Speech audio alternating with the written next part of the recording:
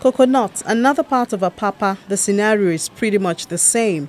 It has also become normal to observe motorcycle accidents, among others.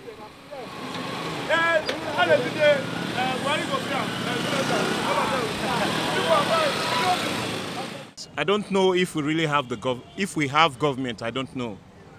We spend almost 2 to 3 hours every day going back home. And even coming to the port, we don't use this road. That's very wrong. Where are all the promises? No promises, nothing. How long are we going to continue like this? No, we don't have a government. In Tinkan, the destination of the trucks, there's a temporary reprieve around the port. But as the trucks face the main road again, the nightmare begins. This time, it seems even worse.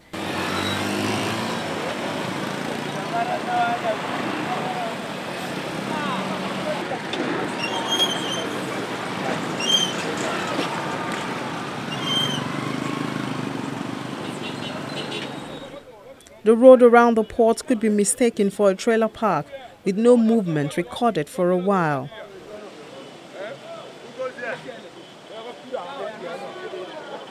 Most of the trucks you see here, most of them are going back to the terminal to offload the containers. And most of them are exports.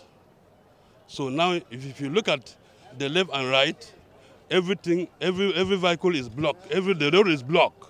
Nowhere to follow. And if you go front like Coconut, you see vehicles falling down there. Nowhere for the trucks to park. Nowhere for the trucks to park. If you go to second gate, there's a deep hole there. Almost every vehicle fall down there. That is why you can see the road is free. Because there's no way a vehicle can pass. After clearing a goods, the goods will now fall down on the main road without reaching the destination of the importer. Freight forwarder Charles Akeze says the last 8 years of his 32 years of operation here has been the worst. It affects our revenue. One, it clear containers, you cannot drop your containers. As containers remains on top of the trailers, your refund is being consumed by the shipping companies. One. Importers are no longer using this place for importation any longer because of the damage caused by the road to their goods. In fact, if you import glass, mirror, you can't carry it along this road. It surely fall. Importers that import heavy duty items no longer use this spot because it can't go through this road. Because there's a lot of potholes, damaged roads, everything here is bad. Trailers cannot go in to load, they cannot offload containers. We coming to work, sometimes we leave our house, we get here 1:30. And once it's 4:30, we start running to leave so we can be able to get to our house in time. So coming to Apapa, going out of Apapa is a problem. Another freight forwarder, Mukadas Ajikanla, agrees with him and says the last few months have been terrible. If I want to go back to my personal experience, I live somewhere in Surulere.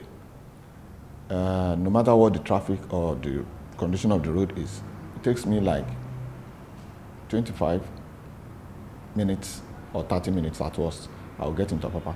But lately, sometimes I spend 2 hours or more, even 3, to get to my office in Apapa. And it's not because of anything, but because of the bad road. This has always been the practice. We don't have any other job. This is a job that I've known to do for almost 4 decades. And there is no working day that I don't get to my office, except there are holidays. But these days, there are times I have to abandon my car and take a bike after trying for over an hour and there was no way to get out of Apapa. This has been our cause, this period. And now the rainy season had crept in. It has worsened the situation. There are gullies on our road to Apapa now that will even consume a whole car. You get into it and the top of the car will not be seen out. Such is the condition of the roads. Some Nigerians say they fail to understand how an area through which hundreds of millions of naira generated in revenue with a record of 60% port activities in the country can be neglected. In trade facilitation, now there must be ease in when goods came and you clear them, they must safely and in good time get to the warehouse of the importers. But when this is not happening, then it's affecting us. It's affecting us because many of us have lost our life on the road. The road in question, this Oshodi Apapa road. There are 3 big ports in Nigeria that are involved. The Premier Port uses the same road. The Tinkan, which is a modern complex port, uses the same road.